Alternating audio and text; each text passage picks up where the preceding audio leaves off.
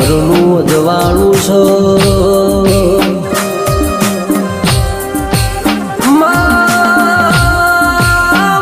જેને મજૂરી ખાતર મલખ મેલ્યો હોય